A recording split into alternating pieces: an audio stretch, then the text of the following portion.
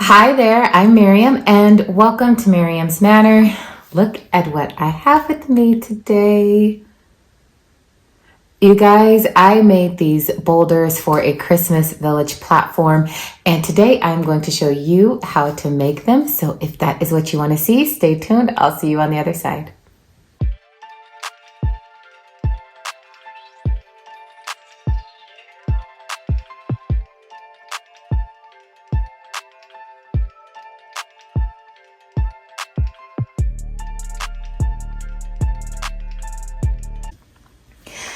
All right, so I am really excited to share this project with you guys. I am going to be making these cool, different size boulders and shapes. I am doing a waterfall mountain that I'm actually going to be selling on my Etsy page. And this one is a brand new style that I've never offered on my page. So I'm super excited about it. But to make these rocks, I have different pieces of styrofoam cut at different shapes. One thing that I do want to point out is I always have a flat surface for this application and how I'm going to use it. That way, when I go to set it down flat on my styrofoam, the flat side will lay nicely and glue just fine. So even on my rounded ones, I always have a flat side. So what you're going to see me doing when I go to put this coat on, I'm going to make sure I just wipe the bottom of it off so that it will lay flat and then lay it flat to dry just like this. So to make this, I am going to be using this foam coat from Hot Wire Foam Factory. Now, they sent me out a bottle of this last year. I did get to play with it to see how I like it compared to the plaster, and I love it. It's actually a lot more lightweight than the plaster. So if you're concerned about your projects becoming really heavy, especially if you're storing it on a very thinner or flimsy shelf, this is a better option. Not only that, I feel like this is a little bit easier to add a little bit more texture to when it's about 3/4 of the way dry if you desire to do that. So all I am going to do is mix this with water. It's super simple. It's 3 parts of the foam coat to 1 part water. So I am going to mix that to kind of like a toothpaste consistency. I've got all my supplies, super simple, just a bowl, some water, a measuring scoop. I've got wax paper already set to go that I'm going to dry the rocks on, and then my styrofoam. So let's go ahead and begin to measure this out.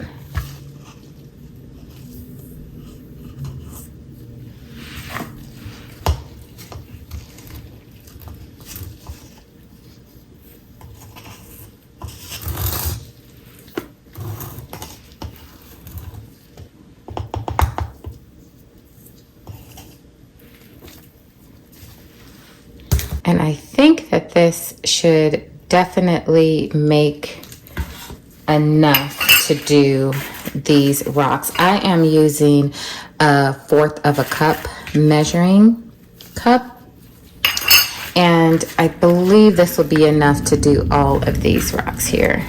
If I need to mix a little more, I will, but I think I'll be fine.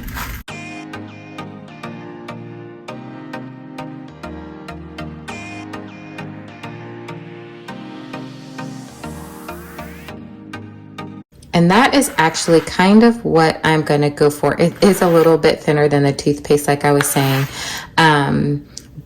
which is better for me because I just want to dip these and dry them. So this being a little bit on the wet side is going to work actually a little better for me. Okay, so I am going to try to work as quickly as I possibly can because I don't want my product to thicken too quickly and dry on me. So it gives it such a nice, beautiful finish. Look at that. So now I'm just going to wipe that bottom off so I keep my flat surface. And I've got my first rock.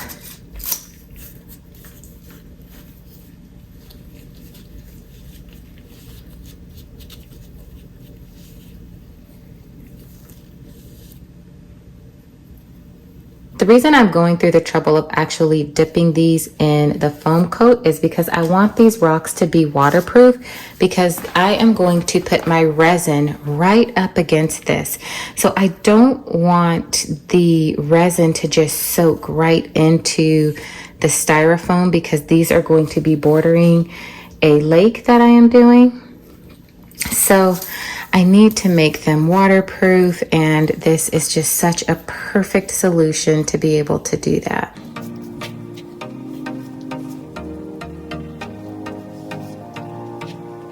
Also, if you want more ridges in your finished product of your rock, then just make sure that you do deeper grooves and cuts within the styrofoam before you dip it, so that after you put as you're putting the foam coat on, it will still show all of those nice ridges that you cut.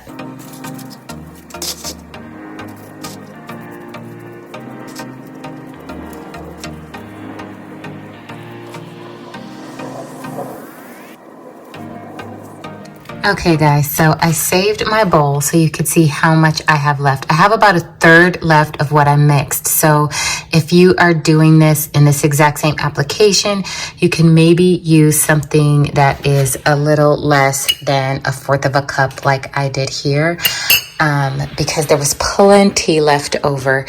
So this is what they look like so far. Once the paint gets on these, they are going to look fantastic. And once they all set and dry, my favorites are the ones that I cut like these deeper ridges into. That's just going to look so good by the time it is all painted. But I did want to leave some a little bit smoother, so that everything doesn't look all like this. So being able to kind of spread some of these more rigid rocks around with some of the smoother ones will give me the look that I'm going for. And I can't wait to show you guys how I'm going to use these. I almost forgot, if you guys want to order any of Hotwire Foam Factory products, I'm going to put my rep's information down on the screen. Her name is Pat, and you can contact her by phone to place an order. She is absolutely fantastic. And you guys, she is a villager too, so she understands all of the little nuanced things that we do for our villages, and she will be able to give you really good information, not only on products like these, but also the tools that we use to cut all the styrofoam. All right guys, so here it is. Everything is all dried, but guess what? This dried so quickly because I only put a really thin layer on that I wasn't able to come back and texture it like I normally do, just to make the surface look a little bit more gritty. So I'm actually going to apply another thin layer and watch it very closely this time, so that I can make sure my timing is right, so that I can texture these. And I also am going to try adding some sand to half of these and then texture the other half and see what I like better. So let's go ahead and do that. Okay, so since I don't need as much, I'm just going to use some spoonfuls and again do the 3 parts and then the 1 part of water.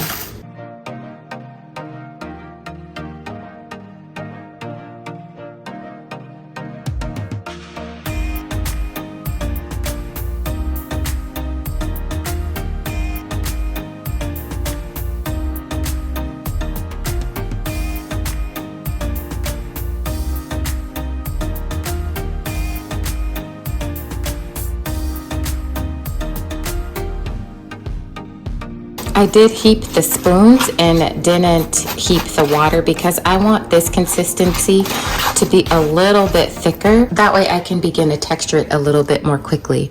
So I am just going to take a brush and paint this on, and then I am going to tap it in.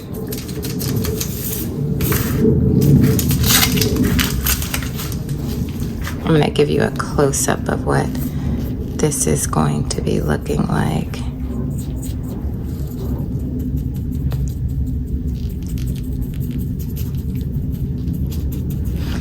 So you can see just how much texture that's adding to the surface of the rock instead of it being completely smooth. All right, so instead of it looking like this, it's looking like this, which is what I am going for.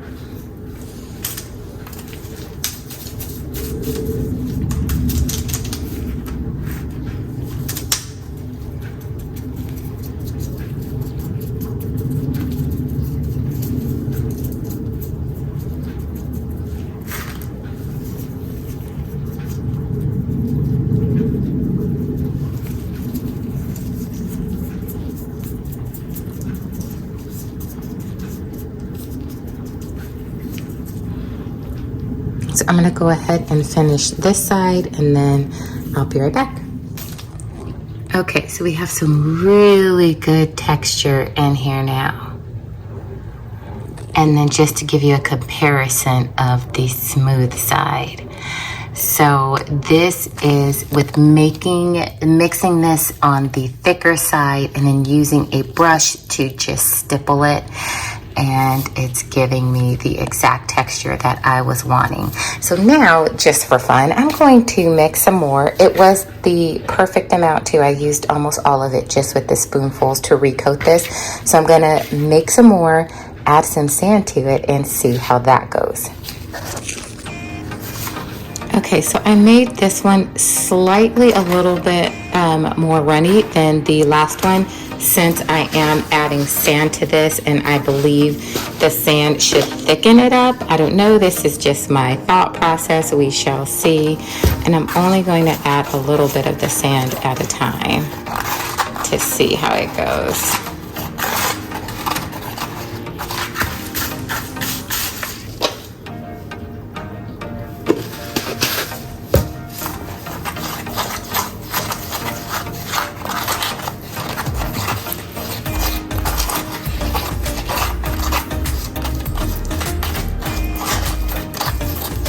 Oh yeah, you can see the grittiness in there from the sand. That's pretty.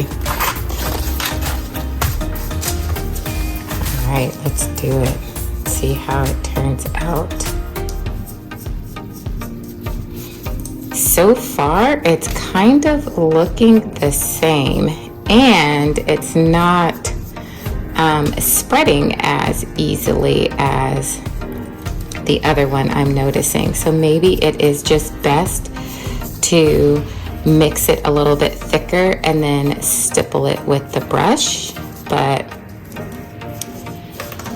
I'm already in now, so I'm gonna go ahead and finish.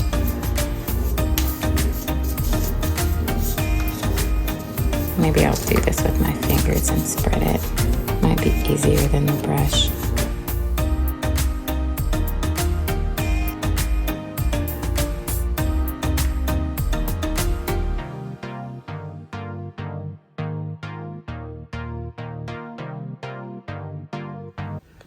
All right, guys, both sides are completely dry, so let's paint them up and see how they turn out. Okay, so like always, we are going to start off with a black wash. I have a little bit left from an old project that I was working, so I hope this will be enough to get me through what I need to do.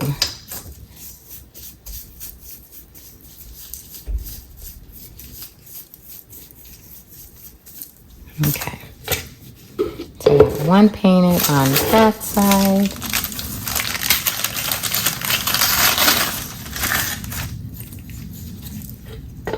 Let's do one on this side.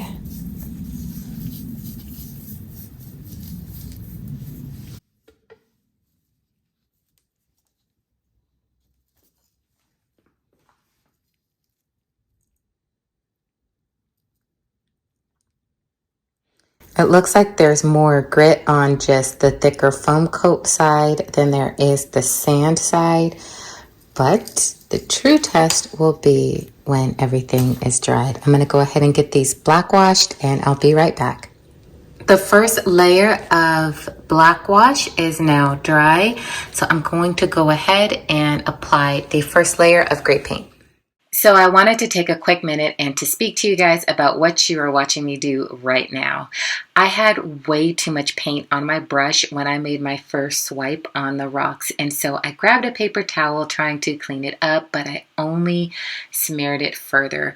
So what I am doing now is just wiping all of the excess paint off of my brush and lightly stroking the rocks so that I'm not losing all of that beautiful texture as well as that black underneath.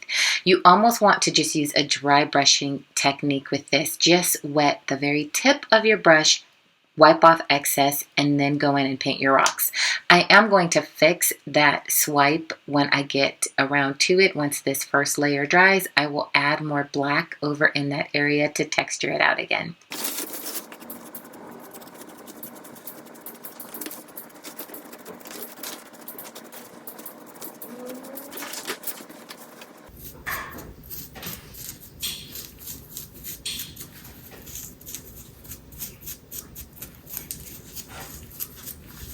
All right, so this first group is done over here, and now I am going to move to this side here.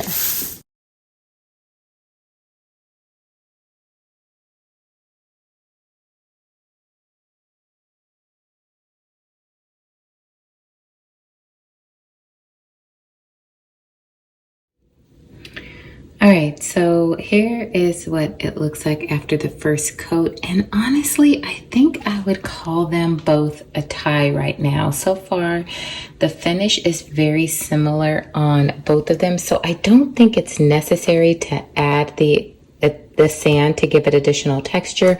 I think just making the foam coat, mixing it at a thicker consistency and stippling it with the brush is all the same. So either way, I love the way both of them are turning out so far. They are going to look fantastic once I finish painting them and get them all applied the way that I want them. All right, I have mixed a lighter color of light gray paint, and now I am going to begin adding it ever so gently, just kind of softly dabbing the rocks here and there.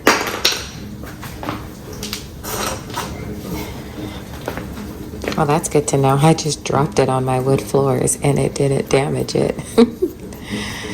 So I'm careful to leave some of that darker gray showing through. And I'm just going to continue to do the same on the rest of these.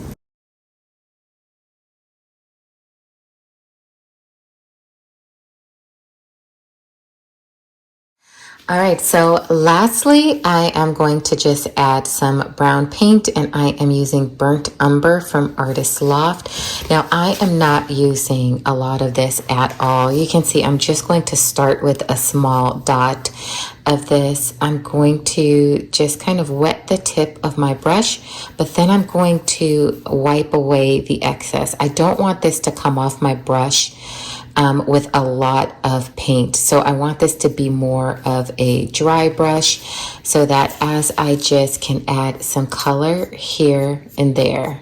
So just like that, just a little bit of color added to the rock.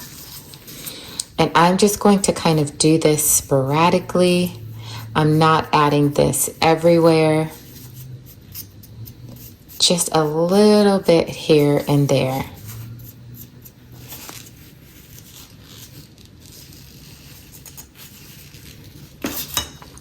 The base that I have built has a little bit of this brown throughout it. So I just want to add touches of this in the rocks.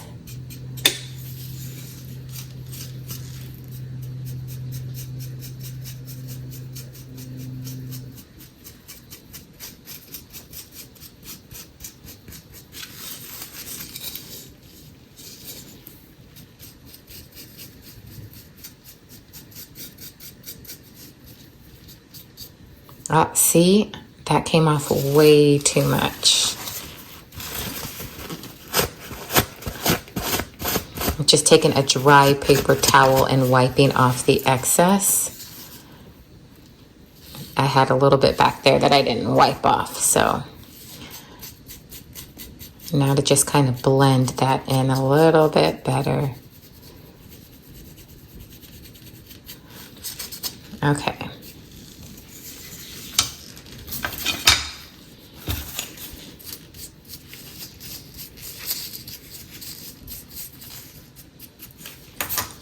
So I'm just going to continue to add this brown, and then I will be right back and show you guys what it all looks like. So as I'm looking over some of my rocks, I added a little bit too much to this one for my liking. So I just barely did the same thing with the tip of my brush, added a tiny bit of gray paint, and I'm just going to lightly brush over some of the areas just to kind of dull it out a little bit, and that's perfect. That is what I was going for. And then you can also see this right here where it went on kind of blotchy, and I'm just going to do the same. I'm leaving a hint of it there, but just kind of smoothing it out. So now it's perfect. And the same here. So if you feel like you've made a mistake with your paint, you guys, everything is always fixable. If you're willing just to take the time, go back and spend a little bit more time doing touch-ups. Perfect. All right, so now it's the moment of truth. Everything is dry, and this side was the side that I added sand to. This side was the side that I just mixed the foam coat with a thicker texture and stippled it with a brush. You can see there's really no difference. I wanted to at least experiment with that and try, because I like trying new products and using them in different ways just to see the finished result. But it is awesome all by itself, and I'm so happy to know that I don't have to go through the extra steps in the process to do this like I have in the past with other products when I wanted to achieve this texture. So you can see the depth of color in these rocks. I love the way that they turned out. Some of them I did a little bit darker brown than others. Some I lightly dabbed because I just wanted a variation of color. This one is one of my favorite shapes, and it just turned out so beautiful. And I cannot wait to get these set and to put them around the lake that I'm actually building.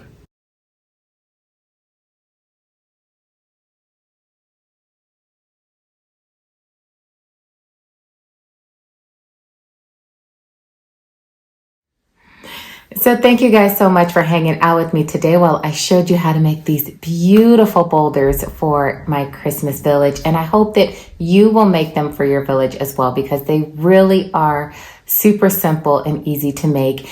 And there's not a lot of materials to make this particular project. Plus, it is a great way to use up maybe some of that scrap styrofoam that you have laying around your garage or storage closet. So again, you guys, if you have any questions for me, leave me a line in the comment section. I will get back with you. Don't forget to click that like button, the subscribe button, the bell, the notification bell, all of the YouTube things, you guys. Do all of the things that YouTube requires. It really does help me out, and I really do appreciate it. Don't forget, you can become a member of my channel if you are interested. You can click on the link in the description box of this video. It will take you to the Join tab where you can enter at the level you feel comfortable with. And very soon, I am going to be releasing the video for the 2023 Christmas Village contest, so stay tuned for that. And that's all I have for you guys today. So until I see you again, stay safe, God bless you, and I will see you next Friday. Bye.